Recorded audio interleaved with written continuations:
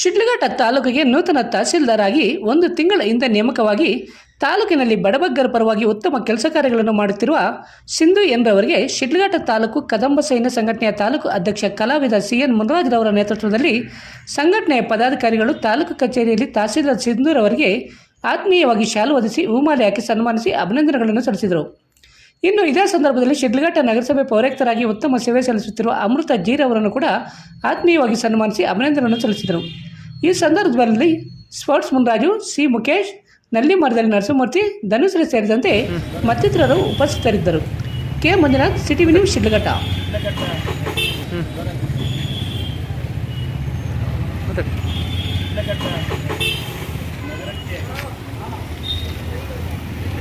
ನಗರಕ್ಕೆ ನಗರಸಭೆಯ ಆಯುಕ್ತರಾಗಿ ಆಗಮಿಸಿರ್ತಕ್ಕಂಥ ಅಮೃತ ಮೇಡಮ್ ಅವರು ಈ ಒಂದು ನಗರಕ್ಕೆ ಆಗಮಿಸಿದ್ದಾರೆ. ಹಾಗೆ ಅವರಿಗೆ ನಾವು ಸ್ವಾಗತ ಕೋರುವ ಮುಖಾಂತರವಾಗಿ ಕದಂಬ ಸೈನ್ಯ ಕನ್ನಡ ಸಂಘಟನೆಯ ಪದಾಧಿಕಾರಿಗಳು ಬಂದು ಅವರನ್ನ